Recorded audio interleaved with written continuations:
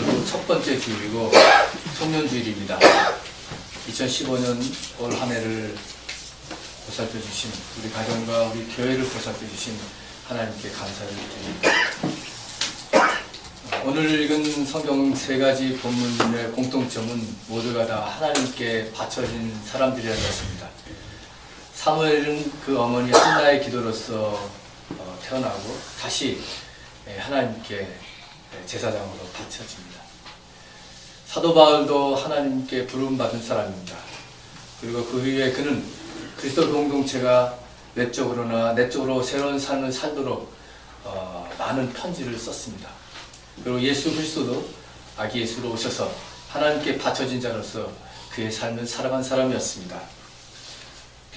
특별히 오늘 읽은 서신서는 바울이 감옥에서 쓴 편지입니다.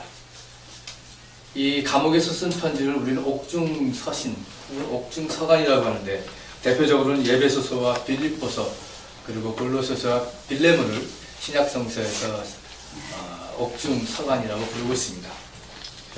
오늘 골로새에 있는 교회 공동체에 쓴 편지로서 당시 그 교회는 거짓 가르침의 출현으로 혼란스럽게 되었습니다. 이러한 가운데 바울은 믿음의 공동체인 교회 공동체를 향해서 특별히 신자들의 태도에 대해서 교훈하고 있습니다. 오늘의 본문을 보면 바울은 신자들을 향해서 여러분은 하나님의 택하심을 입은 사랑받는 거룩한 사람이라고 분명히 말하고 있습니다. 이것은 우리가 다른 사람을 거룩하게 여기는 그만큼 다른 사람을 사랑할 수 있다는 것입니다. 오늘 한 수도원의 이야기가 있습니다. 처음에는 이 수도원이 평화스럽고 아무 문제 없게 지냈는데 점점점 수도원 내부에 분열이 생기고 이런 말 저런 말이 생기게 되었습니다. 이것에 대해서 보고 수도원 원장이 고민에 휩싸였습니다. 내가 이게 수도원 원장에 와서 이런가? 왜 수도원이 이렇게 잘 안 될 것인가? 그러다 어느 날 친한 랍비한 사람을 찾아가서 이 수도원 원장이 상담을 했습니다. 우리 수도원이 언제부터인지 모르지만 자꾸 말도 나오고 이런저런 내분이 생기는데 어떻게 했으면 좋겠습니까? 근데 진지하게 이 수도원 원장이 랍비에게 얘기하는데 랍비는 글쎄 들은 척 만 척 잘 얘기를 듣지 않는 거예요. 끝까지 자기의 얘기를 해도 수도원 원장의 얘기를 제대로 랍비는 듣지 않았습니다. 그래서 마침내 수도원 원장이 문을 열고 나오는데 그 뒤로 이런 말을 했습니다. 그런데 자네, 당신 수도원 있는 사람들 중에 한 사람이 메시아일 수 있다는 사실을 항상 기억하게. 수도원 원장은 이 말도 깊게 듣질 않았어요. 랍비가 내 고민을 듣지 않고 글쎄 수도원 사람들 중에 한 사람이 메시아라니. 근데 그 얘기를 듣고 나중에 다시 돌아와서 수도원에 돌아와서 수도원 사람들에게 얘기합니다. 글쎄 내가 만난 랍비가 그러던데 우리 중에 메시아가 있다는 거야. 그 말을 하는 수도원 원장도 그렇게 신뢰감 가지고 얘기하는 말은 아니었습니다. 그런데 아이러니컬하게 그 수도원 사람들이 그 말을 가슴속에 품게 됐습니다. 그 언제부터인지 몰라도 사람들은 조용하게 되고 사람들 사이에는 분쟁이 없어지기 시작했습니다. 이것은 정말 다른 사람을 거룩하게 여길 만큼 그 사람을 사랑할 수 있다는 말입니다. 바울은 이어서 신자들이 동정심과 친절함과 겸손함과 온유함과 오래 참음의 마음이 있어야 함을 강조하고 있습니다. 이러한 덕목들은 바울 당시의 교회뿐만 아니라 오늘 우리 세민족 교회도 필요합니다. 이러한 마음이 사라지면 교회는 냉랭해지고 서로 간의 오해와 불편만이 자꾸 커지는 것입니다. 겸손하고 온유한 마음으로 서로에게 사랑과 친절을 베푼 것이야말로 공동체를 이뤄나가는데 가장 밑거름이 되는 토양입니다. 이런 기본적인 토양으로 주님이 우리를 용서해 주신 것처럼 우리도 피차, 불평 대신에 서로 용서하는 관계를 이룰 수 있습니다. 여기서 바울은 용서한 것으로 끝나지 않았습니다. 계속해서 그는 사랑을 말하고 있습니다. 바울은 사랑을 말하면서 바울 자신이 먼저 하나님으로부터 엄청난 사랑을 받았음을 경험하고 또 그 사랑에 깊게 참여하고 있음을 말하고 있습니다. 그 하나님의 사랑은 뭐뭐 때문의 사랑이 아니라 뭐뭐에 불구하고의 그런 사랑이었습니다. 인간의 의 때문에 하나님이 인간을 사랑한 것이 아니라 인간의 죄성에도 불구하고 하나님은 인간을 사랑하신 것입니다. 우리의 완전함 때문에 우리를 사랑한 것이 아니라 우리의 불완전함에도 불구하고 하나님은 우리를 사랑하신 것입니다. 하나님의 말씀을 전한다고 이곳에서 매주 있어서 설교하는 저 자신도 나 자신의 불완전하고 약함에도 불구하고 하나님께서 나를 세우셨고 나를 사랑하셨기 때문에 이 말씀을 전하고 함께 예배를 인도할 수 있는 것입니다. 이것은 하나님과의 나와의 관계뿐만 아니라 교회 공동체 내에서도 마찬가지입니다. 상대방의 무엇 때문에 서로 인정하고 사랑하는 것이 아니라 상대방의 무엇에도 불구하고 서로 용납하고 사랑할 수 있는 것입니다. 예수 그리스도의 십자가의 사랑이 바로 이 뭐뭇에 불구하고도의 사랑이었습니다. 우리의 무지와 이기심과 죄성에도 불구하고 십자가의 예수의 사랑이 우리를 구원하시는 것입니다. 우리 자신도 먼저 하나님의 사랑을 깊게 받고 사는 사람임을 잊지 말아야 합니다. 하나님은 나 자신을 그리고 우리 가정을 그리고 우리 교회를 올해도 변함없이 사랑해 주셨습니다. 일할 수 있도록 도우시고 건강을 주셔서 봉사할 수 있도록 해주셨습니다. 자녀가 잘 자랄 수 있도록 해주셨습니다. 우리는 하나님의 사랑을 충분히 받은 사람으로서 그 사랑을 함께 나누는 사랑의 띠로 공동체 안에서 하나가 되어야 하겠습니다. 바울은 이어 우리의 마음속에 그리스도의 평화가 지배할 수 있도록 하라고 했습니다. 우리 마음속에 그리스도의 평화가 충만하라고 하셨습니다. 우리는 이 평화를 누리도록 부르심을 받아 한 몸이 되었습니다. 우리가 예배 중에 잠시 나누는 평화의 인사도 바로 그것입니다. 우리가 평화의 인사를 나눌 수 있는 것은 우리 마음속에 평화라는 한 씨앗이 있기 때문입니다. 그것은 바로 그리스도의 평화입니다. 그리스도의 평화가 우리 마음속에 있기 때문에 짧은 순간 우리가 성도들과 함께 교우들과 함께 평화의 인사를 나눌 수 있는 것입니다.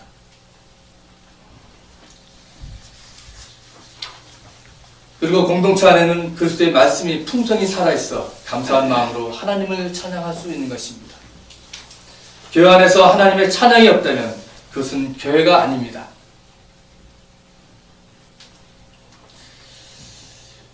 미국에서 오랜 의학자로서 생활하다가 얼마 전에 길병원에 초청을 받아서 온 한국 의사가 있습니다.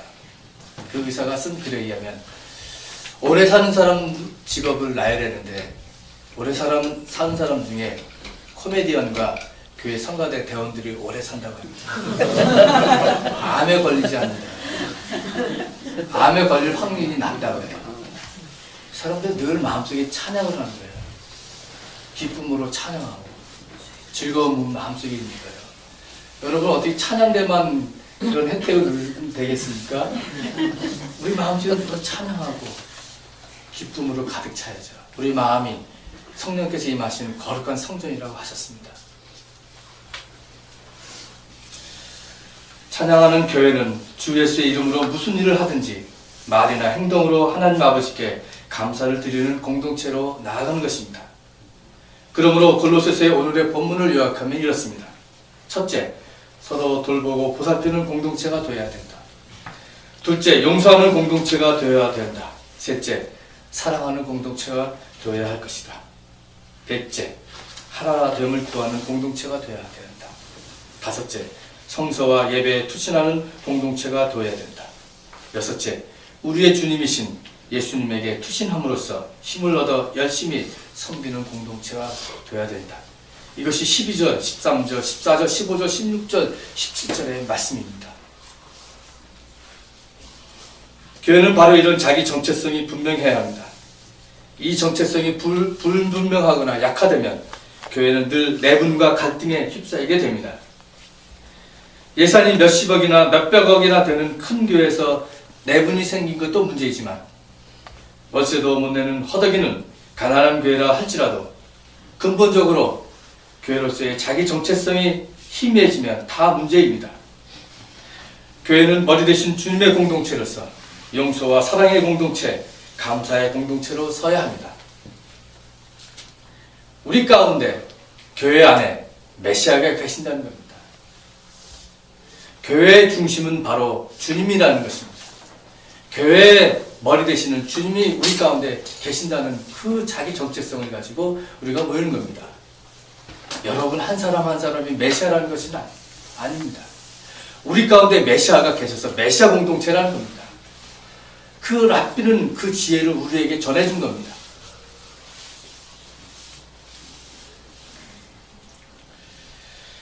누가복음은 이 정체성이라는 관점에서 보면 새로운 신앙의 통찰력을 우리에게 줍니다. 그것은 바로 예수의 정체성입니다. 예수가 12살 됐을 때 관습에 따라서 부모님과 함께 예루살렘 성전에 왔습니다. 그리고 그 관습을 다 마치고 나서 집으로 돌아갈 때 예수의 부모는 어떻게 되는지 자기의 아들을 놓고 그냥 갔습니다. 하루 정도 가는데 그 후에 예수가 없는 것을 보고 다시 예루살렘에 와서 사흘을 헤맸습니다. 그 성전에 돌아가 보니 예수가 그 율법의 선생들과 토론하는 것을 보고 있었습니다. 그리고 예수의 정체성이 이어집니다. 그리고 나중에 예수와 함께 다시 동네로 돌아갑니다. 예수의 정체성은 바로 이것입니다. 어찌하여 나를 찾으셨습니까?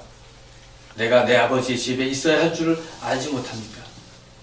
예수의 정체성입니다. 그 전까지는 예수에 관해서 about Jesus, 예수에 관해서 남들이 하는 소리였습니다. 가브리엘 천사가, 시므온이 다 남들이 하는 얘기였습니다.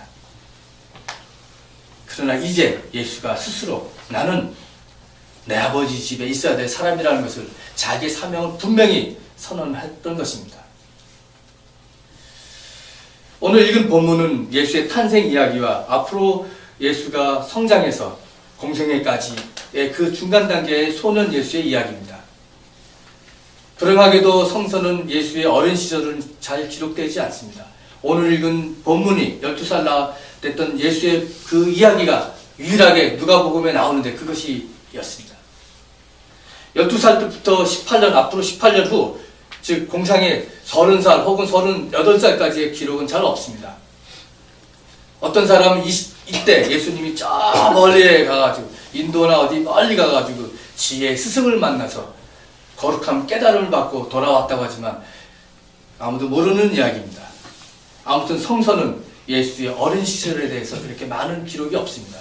오늘 12살 된 그 소년 예수의 이야기는 아기 예수와 청년 예수의 중간 단계로서의 예수의 분명한 자기의 정체성을 선언한 것이었습니다.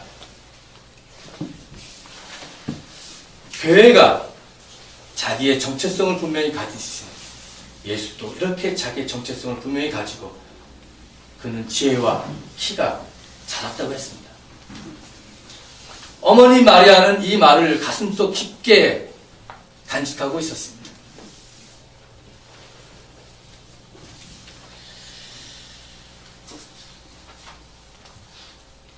2015년 한 해 새민족교회를 우리는 신앙 공동체의 관점으로 돌아봅니다. 예수께서 자신의 정체성을 바탕으로 키와 지혜가 자랐듯이 우리는 서로 돌보며 보살피는 공동체로 얼마나 성장과 성숙을 했는지 돌아보아야 합니다. 신앙의 정체성을 분명히 하며 과연 우리는 얼마나 용서하며 사랑하는 공동체로 하나가 되어 말씀에 바로 섰는지를 돌아보아야 합니다.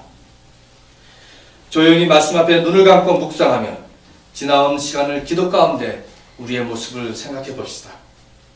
그리고 우리의 다짐과 결단을 실천하기 위해서 온 교우들이 다 함께 교인 총회를 참여해서 마음을 모으시기 바랍니다.